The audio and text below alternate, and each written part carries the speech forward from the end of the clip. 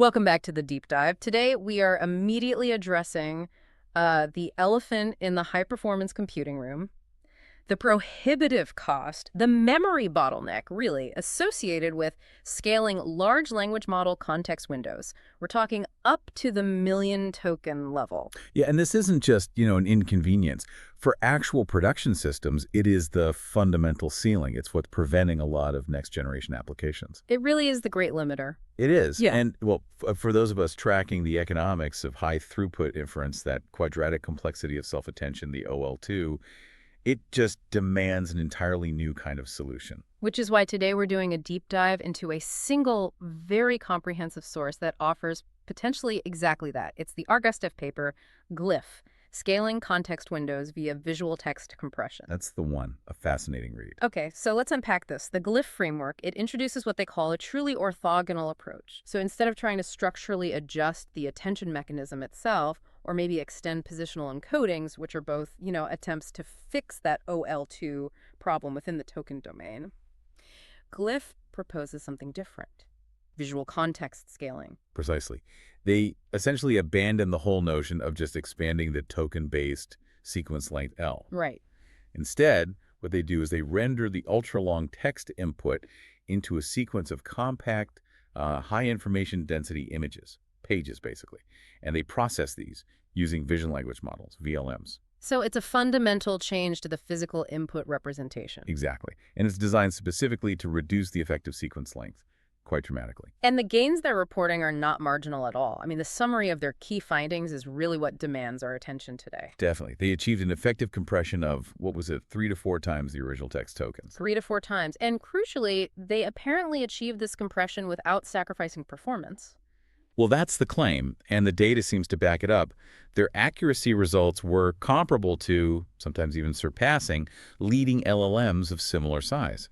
They specifically mention Qwen 3.8b and GLM 4.9b Chat 1M when tested on long context benchmarks. Okay, but the efficiency metrics, I think that's what really changes the engineering conversation here. Oh, absolutely. We're talking about real-world CapEx and OpEx implications. Things like up to 4.8 times faster pre-filling latency. Yes, and 4.4 times faster decoding throughput, and even approximately 2 times faster throughput for supervised fine-tuning training. That's significant. So, for our expert listeners, our mission today is really to meticulously dissect this novel architectural and training methodology, how they managed to bypass those quadratic complexity limitations entirely. Okay, so to really understand maybe the genius of Glyph, we first need to appreciate the true pain points of the existing solutions, right? Exactly. Because before this paper, the industry was mostly focused on, 3 main strategies, and all of them had pretty clear structural limitations. Right. The first category being positional encoding extension, things like yarn or other scaling techniques. And those are excellent for allowing a pre-trained model to accept longer inputs, maybe without a massive retraining cycle. But fundamentally, they're sequence extenders, not sequence accelerators. Meaning the token count L stays the same. Exactly the same, which means that OL2 compute and memory burden, it persists. And, we often see accuracy just fall off a cliff when we try to extrapolate too far beyond the original training context length. Okay, so if the total computational load remains high, the next logical step was, address the computation itself. That leads to attention mechanism modification. Right. Your sparse attention, linear attention, various windowed attention methods, all designed to reduce the complexity from quadratic OL2 to something, maybe closer to OL log L or even OL. Which sounds good in theory. Well, these techniques certainly improve the efficiency per token. But think about it. If your long context is 500,000 tokens, the overall system overhead is still substantial because the absolute number of inputs, L, hasn't changed. And the memory footprint. The memory footprint for processing that massive sequence length is still a killer.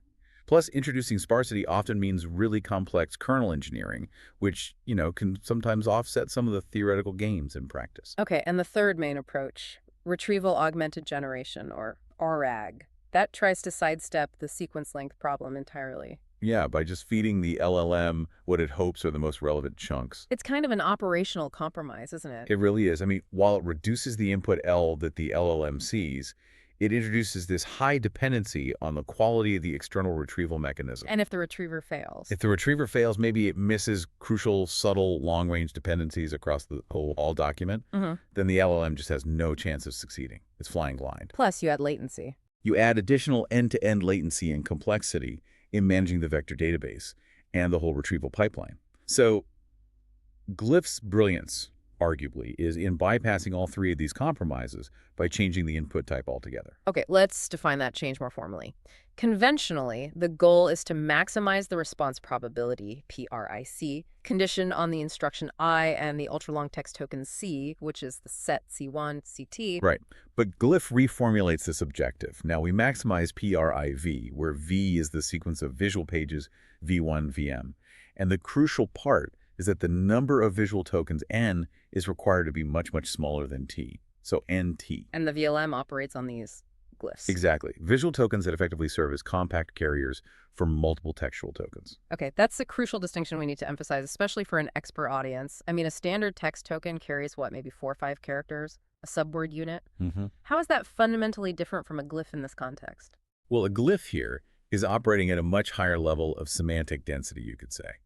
Since the VLM is processing the image of the text, a single visual patch token 1 glyph can encapsulate the visual representation of an entire word, maybe even a short phrase or a line break, and importantly, its spatial relationship to the surrounding text. So the model is trained to extract all this information efficiently just from the image itself. Correct, which fundamentally increases the information bandwidth per input unit processed by the model. It's almost like a study in the physics of scaling, isn't it? Maximizing information content per computational step. That's a good way to put it. And this whole process is governed by the rendering pipeline and some very detailed input parameters. Which they define as the rendering configuration vector theta. Exactly, the vector theta. And this vector is highly specific. It includes things like theta, text data, page size, font family, font size, line height, alignment, indent, spacing, H-scale, colors, borders, and potentially more. So every component in that vector is a controllable parameter.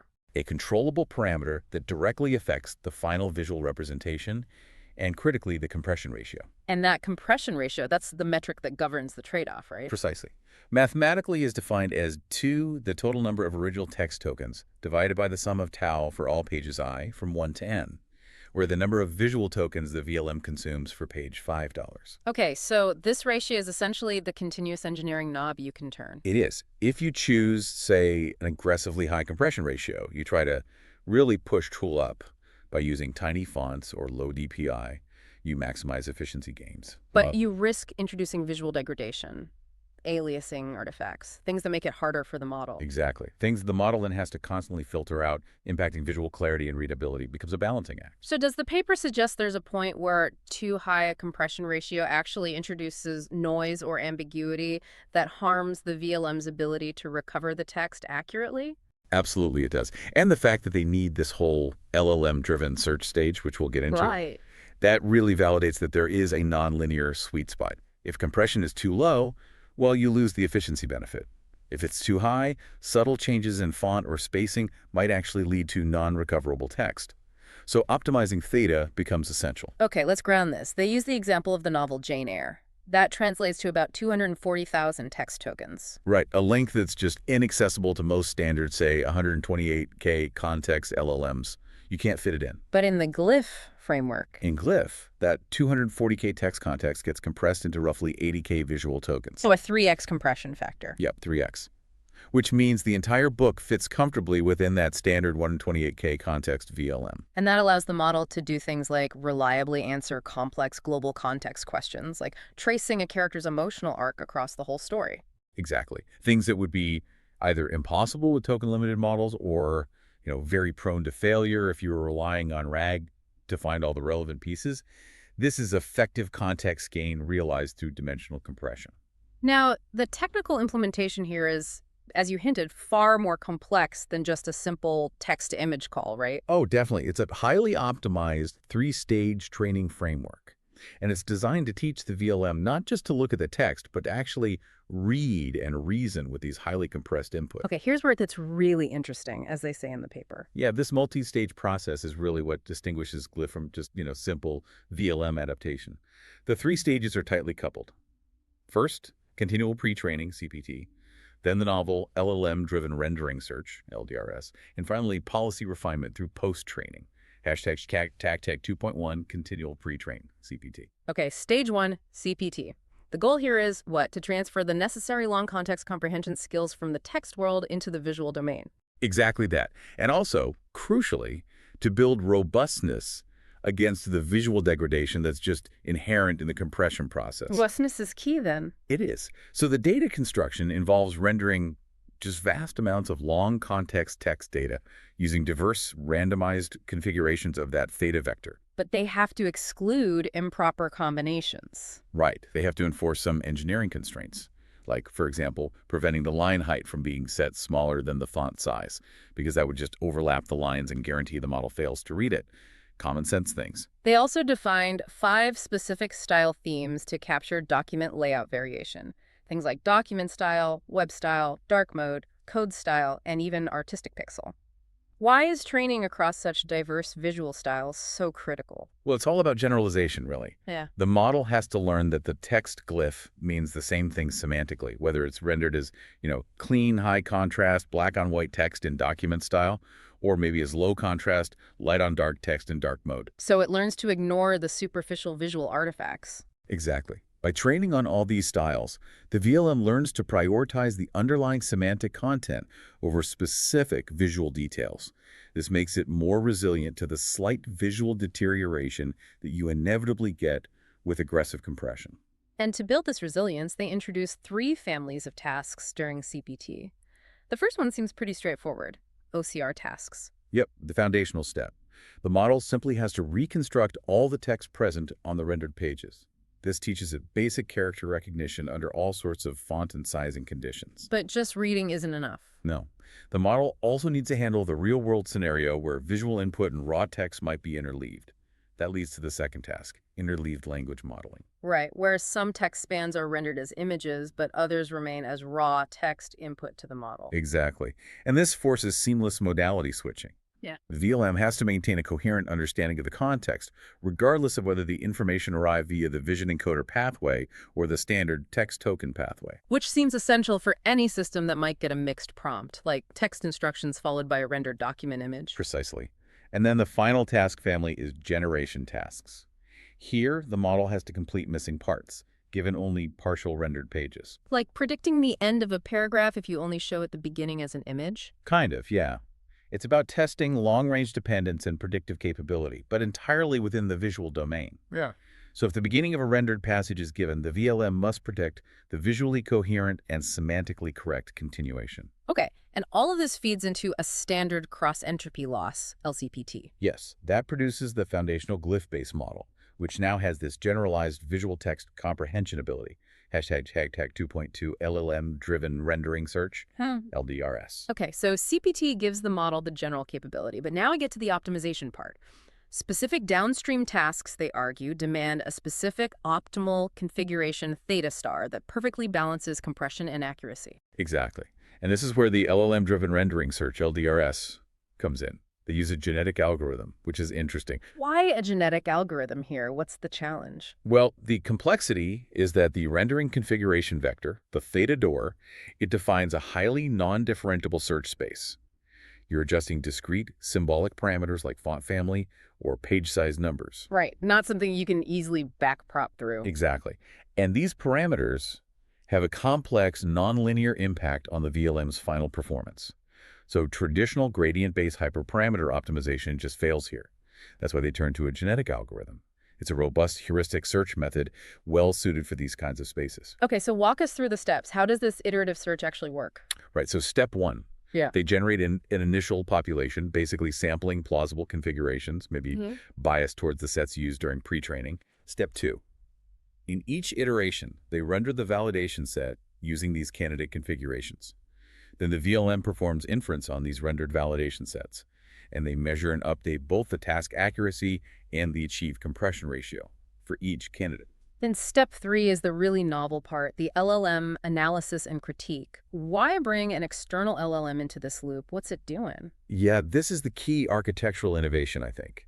It bridges symbolic reasoning with empirical optimization. They feed the performance results, the accuracy and compression ratios of the current population of theta configurations, into an external LLM, a powerful one, presumably. And this LLM critiques the result. It does more than critique. It leverages its sophisticated reasoning abilities to suggest intelligent mutations and crossovers for the next generation of the genetic algorithm. Can you give an example? Sure. Let's say configuration A had really high compression but maybe low accuracy, and it used font X. And configuration B had, say, moderate performance using font Y. The LLM might analyze this and suggest a crossover, keep the highly compressive spacing parameters from A, but switch to using font Y, reasoning that perhaps font X was just too visually fragile or hard to read at that compression level. Ah, okay, so it's acting like a meta-optimizer, using symbolic AI reasoning to intelligently guide the search in this discrete hyperparameter space rather than just relying on blind sampling or random mutation. Precisely. It transforms a genetic search from what could be a somewhat brute force approach into a much more intelligently guided exploration, specifically targeting the Pareto frontier of compression versus accuracy. And then step 4 is just standard genetic algorithm stuff. Pretty much. Rank the candidates based on performance, sample the best ones, apply the LLM-suggested mutations and crossovers, generate the next population, and repeat until the process converges to an optimal configuration. Tail the number. And they found specific settings were optimal. Yes. They give examples like finding an optimal setting involving a page size of 595 by 842 pixels, a DPI of 72, and a tight font setting like size 9 with a line height of 10. It confirms that really specific numerical tuning is vital to hit that sweet spot. Hashtag tag 2.3 post-training, SFT, RL, and alignment. Okay, so now they have the optimal configuration theta fixed. The final stage is about policy refinement, making sure the model translates its generalized knowledge into high-fidelity, task-specific performance. This starts with supervised fine-tuning, SFT. Right. The SFT corpus, typically high-quality instruction-following data, is rendered entirely using this newly found optimal configuration, the FATE. And they introduce something critical here, a thinking-style format for the responses. Yes, this is really important. The model is explicitly forced to trace its reasoning using special tags like think.think before it provides the final answer. Why is that so crucial, especially for these massive contexts? Well, it encourages traceable, step-by-step reasoning. It forces the model to show its work, essentially, demonstrating how it synthesized information across potentially multiple compressed pages to arrive at the answer. It's a structural element that aids both training and interpretability. Okay, after SFT, they further refine this policy using reinforcement learning. Specifically, Group Relative Policy Optimization, or GRPO. Let's get into the weeds a bit here. Why GRPO? GRPO is generally chosen for its stability when optimizing policies, which is especially important in a multimodal setting like this, where reward signals can be quite noisy or high variance. The process involves sampling not just one response, but a group of candidate responses from the current policy for a given prompt. And the reward signal is complex. It is. The reward score e's $20 for a response to Ruiliang, usually simplified to 0 or 1, good, bad, incorporates two main components. First, verifiable rewards, which often come from an external LLM judge comparing the model's output against the ground truth answer. And second, format rewards, which simply check if the model correctly adhered to that mandatory think structure. And the group normalization aspect of GRPO is what provides the stability. Exactly. The key calculation is the group normalized advantage.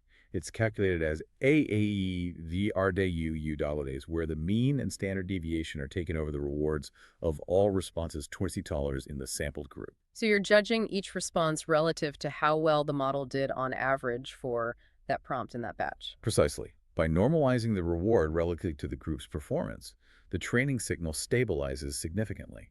It reduces the variance typically seen when training policies on sparse or noisy rewards like those from an LLM judge. This makes the optimization update much more robust, less prone to catastrophic forgetting or policy collapse. Okay, one final piece in this post-training stage. Auxiliary OCR alignment. This task is integrated throughout both SFT and RL. Given the visual compression, what's its specific role? Why is it so important? Well, it directly addresses that inherent fragility of visual compression we talked about.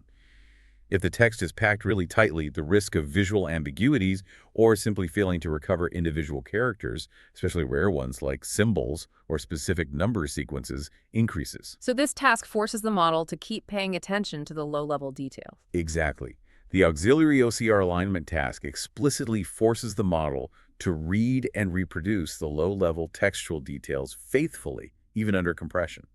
It's essentially the same form as the OCR task used back in CPT. And in the RL stage, the reward for this specific task is quantified using the Levenstein distance. Yes, which is a very clever choice, I think. Using Levenstein distance directly measures the character-level fidelity of the model's reconstruction against the ground truth text on the rendered page. So it's a direct penalty for misreading characters due to compression. Precisely. It ensures the VLM hasn't just learned to extract a high-level summary or gist from the compressed image, but can actually recover the precise, fine-grained data when needed. It acts as a crucial safety net, guaranteeing that even while compressing the context by 3x or 4x, the model retains that microscopic reading capability. That's non-negotiable for many tasks, like code comprehension or analyzing logs with specific identifiers. Okay, the methodology is definitely elaborate, quite sophisticated, but the proof is in the pudding, right? The results need to confirm this is actually an effective, maybe even production-ready solution. So let's look at the performance on benchmarks like long bench and MRCR. Right. And the model did achieve really compelling performance. It was operating at an average effective compression ratio of about 3.3x on long bench, sometimes reaching up to 5x on certain tasks within that benchmark, and about 3.0x on MRCR. And despite reducing the computational load by, what, roughly 2/3? Yeah, despite that, Glyph's accuracy matched, and in some cases, apparently exceeded larger text-only models like Qwen 3.8b and GLM 49b Chat 1m on these long context tasks. Which is pretty strong empirical proof that the information density per visual token has been dramatically increased, right? Exactly. It validates the core premise. This brings us back to that scaling advantage, which seems crucial for engineering teams seriously looking at context expansion. You mentioned earlier, if a conventional text LLM increases its context capacity from, say, 32K tokens to 64K tokens, that's a net gain of 32K tokens. Right. But for Glyph, operating at, say, 3x compression, that same 32K token expansion in the VLM's capacity translates into an effective gain of 96K tokens worth of the original text context. That's a huge nonlinear acceleration of context gain for the same underlying hardware or model budget expansion. It really is. And if you look at the performance degradation curves they show, I think it's figure 5 in the paper. While text models might start strong, but then struggle and see rapid performance decay as the input length approaches their context limits, Glyph exhibits obviously slower degradation. The compression acts as a buffer, making the effective sequence length the model actually processes far shorter than the original text length L. It maintains stability much better. Okay, let's translate the efficiency metrics into real-world operational impact. This is vital for our expert audience thinking about deployment. Right. The inference speedup numbers really confirm that the token reduction is structurally beneficial. At the 128K sequence length mark, they report a prefill latency speedup of 4.8 times. 4.8x faster prefill. That's monumental, isn't it? Because prefill is often the main bottleneck when processing massive input documents. Absolutely. It drastically reduces the wait time for the first token, which directly impacts user experience and overall system utilization. And decoding throughput also saw a significant 4.4 times speedup at the 128K length. Which, for enterprise inference infrastructure, means you can potentially achieve larger batch sizes, higher throughput. Exactly. And then there's memory. In terms of memory planning, the KV cache reduction is just a direct consequence of that shortened effective sequence length.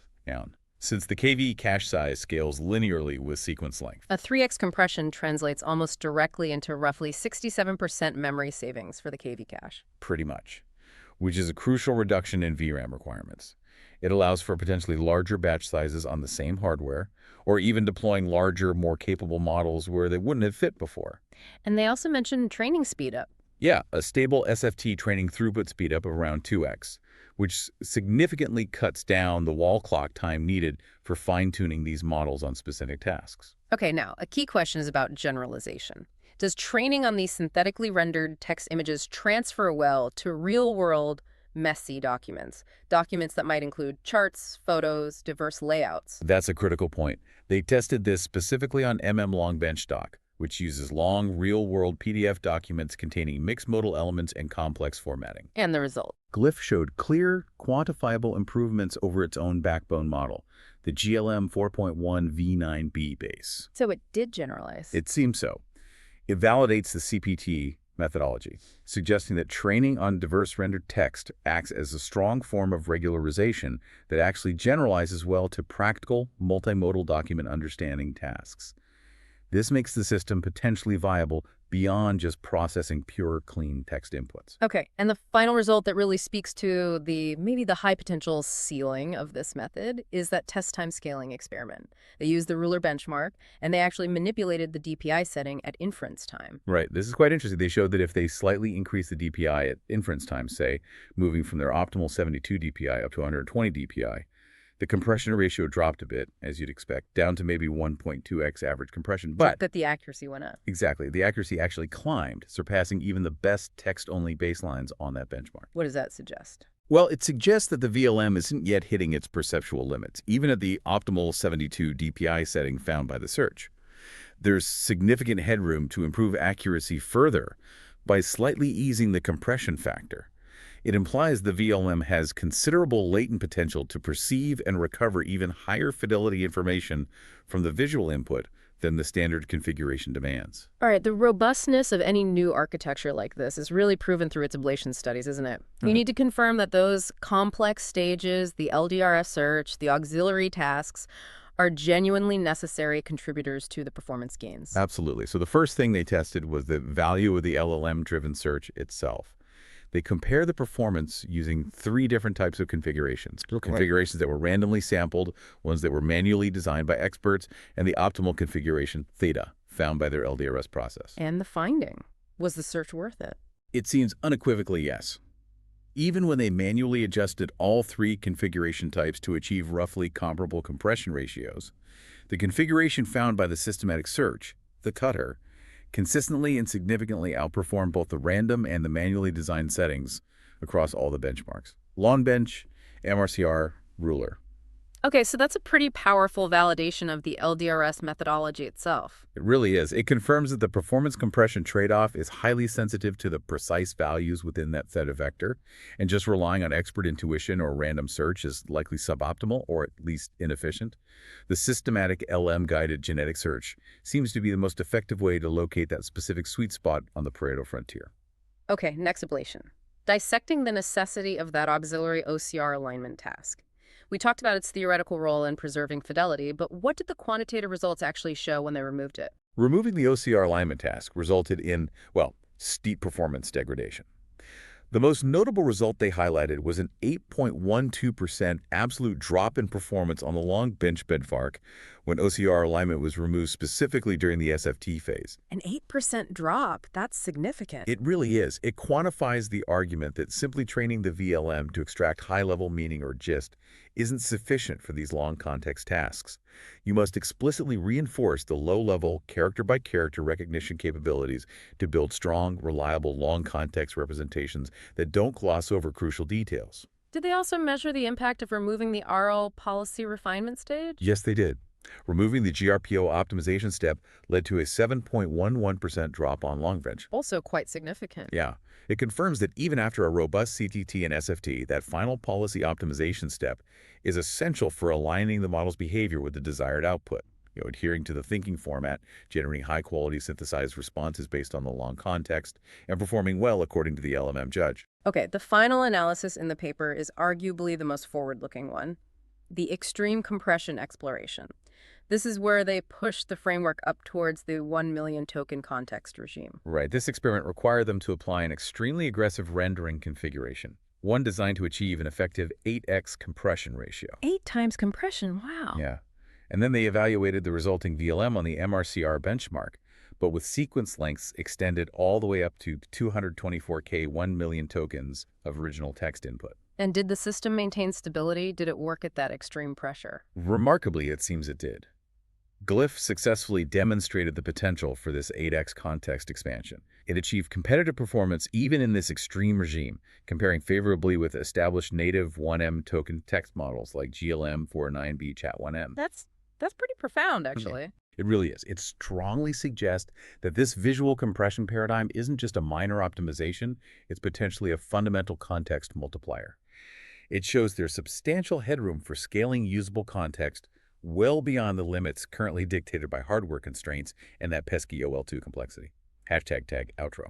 So to summarize our deep dive today, Glyph really introduces a powerful, necessary, and as they say, orthogonal paradigm for long context scaling in LLMs. Right. By leveraging this idea of visual text compression, they fundamentally enhance the information density per token that the model processes. Exactly. Resulting in really significant efficiency gains, we saw that 3x to 4x compression leading to nearly 5x speedups in inference, and crucially, without incurring the prohibitive quadratic costs associated with just naively expanding the sequence length L. And the methodology, while complex, seems well justified by the results. You have the continual pre-training for generalization across visual styles, that clever LLM-driven genetic search to find the optimal rendering sweet spot, and then a robust post-training phase integrating GRPO for policy refinement and that critical Levenstein distance-based OCR alignment to ensure fidelity doesn't get lost in compression. Absolutely. However, the authors are also quite clear about the current limitations, which point towards future research directions. Such as? Well, one is the current sensitivity to rendering parameters. While their search procedure helps find an optimum for a given setup, achieving complete robustness across all potential input variations, different resolutions, weird proprietary fonts, maybe extreme spacing scenarios found in the wild, that remains an open engineering challenge. Makes sense. And secondly, those fine-grained OCR challenges we discussed. Right. The paper explicitly notes the difficulty. Even state-of-the-art VLMs, not just Glyph, have in reliably recognizing very rare or structurally complex alphanumeric sequences, like UUIDs perhaps, especially when they're aggressively compressed visually. So there's a constraint on fidelity. There seems to be. It indicates there might be a practical upper bound on how high the compression ratio can realistically be pushed before the model starts to potentially hallucinate or misread critical low-level data points. So future work needs to focus on things like adaptive rendering. Potentially, yeah. Designing adaptive rendering strategies, maybe conditioning that theta vector dynamically based on the input text characteristics or even the specific task type. Also, further improving the visual encoder's ability to handle fine-grained recognition and achieving even tighter cross-modal alignment between the visual and textual representations. Okay, but let's close on the really provocative thought, the truly disruptive potential suggested by those 8x extreme compression results. I mean, if a VLM with a standard 128K context window can already process 1 million text tokens effectively using this method, what is the theoretical limit here? Well, that's the exciting question, isn't it? If you project forward, Yeah. assume the base VLM context windows themselves continue to scale, maybe they double to 256K tokens in the next generation of models. And if these compression ratios can be reliably pushed towards, say, 8x. Then 256K times 8, you're looking at potentially 2 million tokens of effective text context. Exactly. And if further optimizations could push towards maybe 10x compression, which doesn't seem entirely out of the realm of possibility given the visual nature, well, then we could be looking at effectively scaling towards 10 million input tokens, perhaps even beyond, in the reasonably near future. Using existing or near-future VLM architectures. Precisely. This approach could radically change the CapEx and OpEx calculations for deploying truly high-context AI infrastructure. It sidesteps the quadratic wall in a very fundamental way. That is a staggering implication for the entire field of large language models. A fascinating paper. Thank you for joining us for this deep dive into Glyph.